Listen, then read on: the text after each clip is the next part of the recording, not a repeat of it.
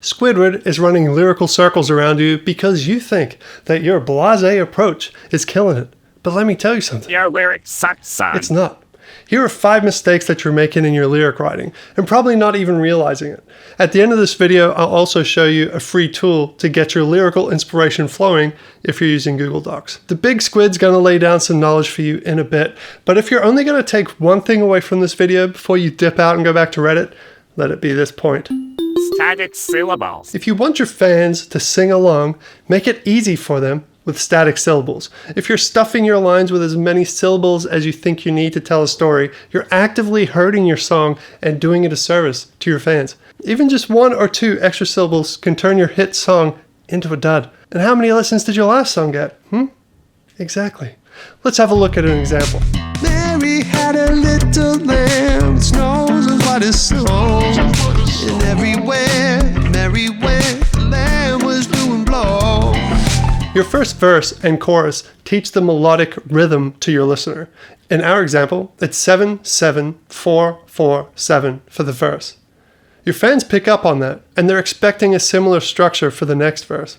If you make the next set 7-8-4-4-7, you're going to confuse your listener. They're going to lose the flow, they're going to have to reassess the situation, and in the meantime, they're missing out on the crucial lyrics of your song. Let's see how it tastes, starting from the top again. Mary had a little lamb, its nose was white as snow. And everywhere that Mary went, the lamb was doing blow. Mary, she was on the lamb with drugs hidden in its fleece. And no matter how hard she fled, could not escape police. Did you feel how unsmooth that was? Ugh, friggin' gross. It feels like tripping on the sidewalk. Even just a bump, it's enough to plant you on your face. Why? Because flow.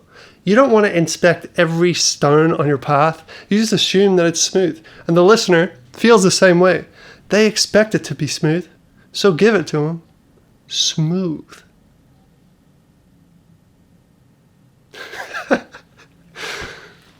Sometimes static syllables are easier to put together than other times. I'd go as far as to say static syllables are more important than even making grammatical sense. Alright, so how can you fix it? We can sometimes stretch words out to make more syllables, like snow becomes snow. But stuffing a 2-syllable word into 1 syllable doesn't often work. In this example, we can take the problem area, which is With drugs hidden in its fleece. and consider other words that would flow better. With drugs stashed in its fleece. Not only is this smoother, it's also lyrically better because of our next point. Lyrical consistency. Lyrical consistency is a deep topic and can really transform your dull rhyming into award-winning lyrics. We'll be covering it more in a future video, but we'll hit a few points quickly now as you're hitting that subscribe button and ringing that bell. Stashed is a better word to use in this song because 1, it fits with the static syllable structure, and 2, it's more of a drug-related word as opposed to hidden. Thinking about thematically related words can help flesh out your song further as well. I'll show you a great tool for that at the end of this video. Here are some other interesting words related to our theme. Just writing out a list of these while developing your lyrics can even spark ideas for future verses. Think about all of the action words in the song and ask yourself whether they really are the best choice. For instance, And everywhere that Mary went. could be enhanced to, And everywhere that Mary strutted. and to get it back from 4 syllables instead of 5. And everywhere Mary strutted. Or we could take it further and say, And everywhere that Mary struts. and we can even feature the word struts with a drum And accent. everywhere that Mary struts.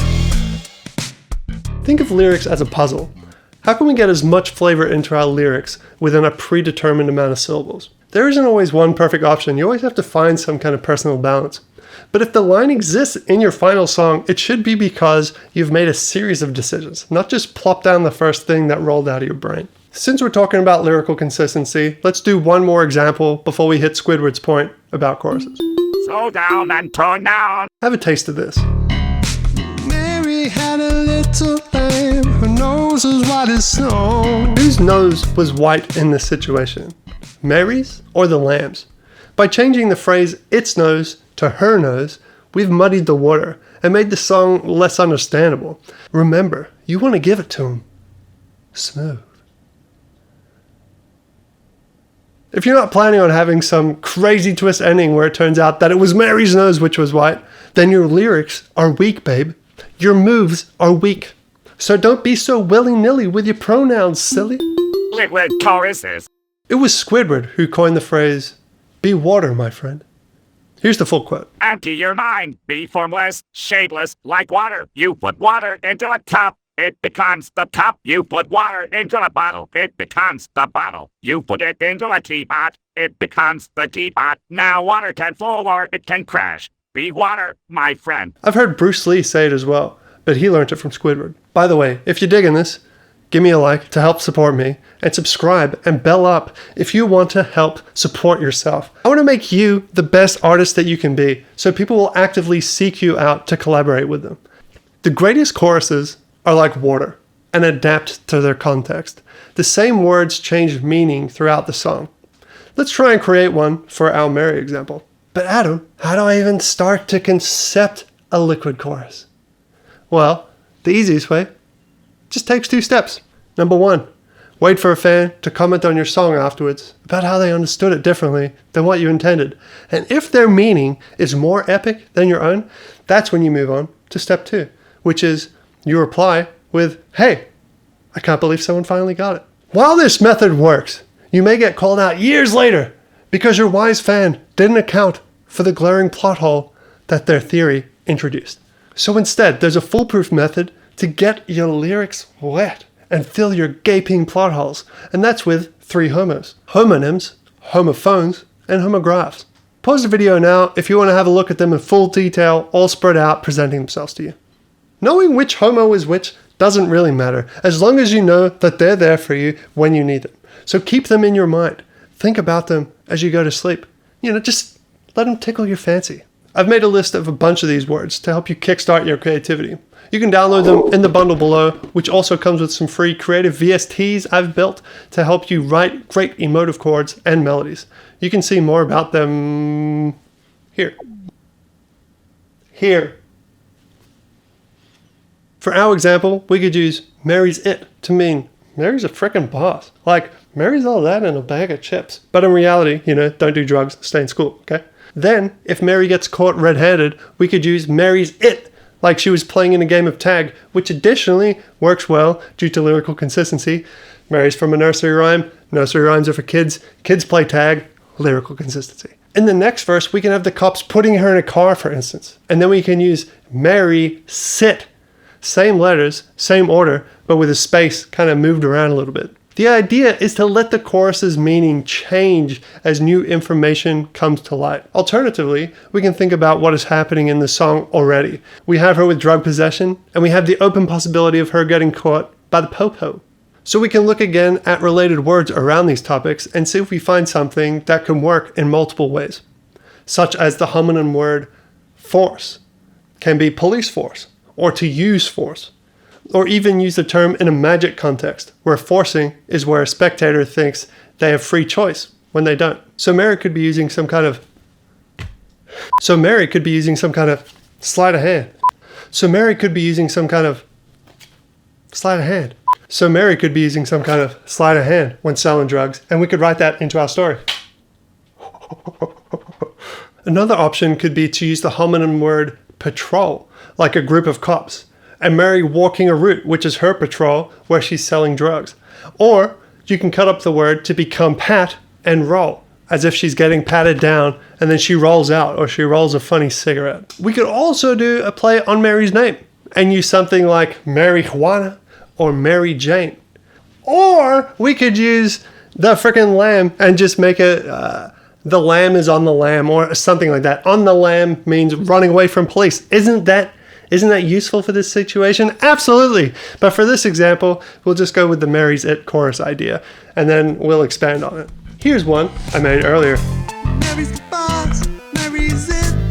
Now, when we use it initially, we can think, oh, Mary's cool, she's a freaking boss. But later, it can be revealed that Mary is the literal drug boss, the kingpin. We can take it a step further with Mary's the boss, Mary sit, as if the cop is telling the detective about the situation, Mary's the boss.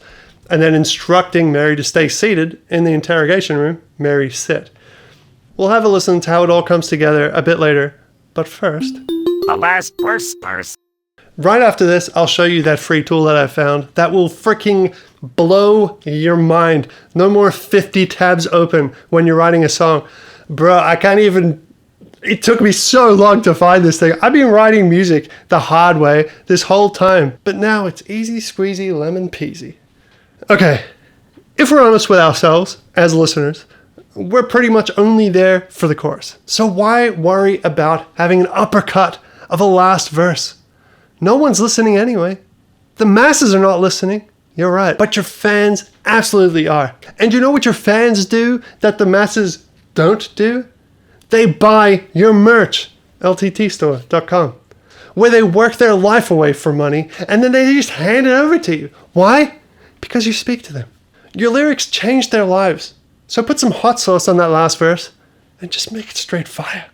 It's time for you to sell some merch. You know that song, I would do anything for love, but I won't do that. You know that song by Meatloaf?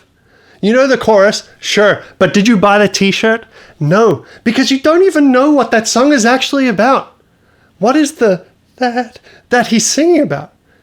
Go and read the lyrics and understand why Big Papa Loaf is so much more than lunch meat. Let's write a last verse that is worth listening to. Give your fans yet another reason to buy your shirt and then send your song off to a friend. Let's have a listen to the whole song. Don't worry, it's short. It's like a minute and a half. Listen to it on like 2x speed. I don't care. Just pay attention to the smoothness of the track, how the chorus changes meaning over time, and how the last verse brings it all together in a way that would make a fan want to share it. And then I'll show you that tool that I was telling you about. Let's go. Mary had a little lamb, its nose was white as snow. And everywhere Mary struts, the lamb was doing blow. Mary's the boss, Mary's it. Mary's the boss, Mary's it. Mary, she was on the lamb with drugs stashed in its fleece. And no matter how hard she fled, could not escape police. Mary's the boss, Mary's it.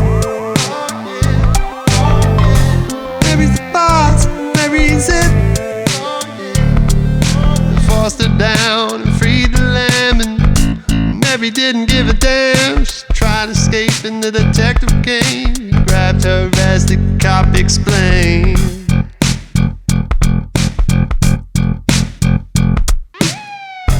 Mary's the boss, Mary said. Mary's the boss, Mary said.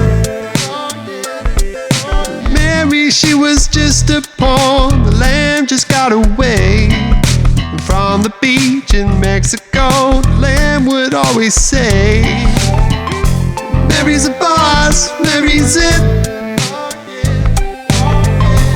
Mary's the boss, Mary's it. Hey, don't go off and share that song with a friend now that you're a super fan of my music, okay? I still gotta show you that tool, remember? There's a link to it in the bundle along with a list of other great free resources for musicians. You may have heard of rhymezone.com, amazing resource. You may have even heard of thesaurus.com. Find some nifty, cool, smashing, groovy synonyms. But what if I told you you could get both of those things and more in one place without ever leaving Google Docs? Bro, let me blow your mind with a little Google Doc add-on. Yeah, there are add-ons for Google Docs called One Look Thesaurus. Want to know what kind of words are related to the word subscribe, for instance? Highlight the word, click triggers, and look at what shows up. Want to know a synonym for the word like? Highlight it, click on synonyms. Want to know what rhymes with click that bell? Well, that's just swell, Manuel. Bada boom. It's all right there, black and white, clear as crystal. You get everything. You win. Good day, sir.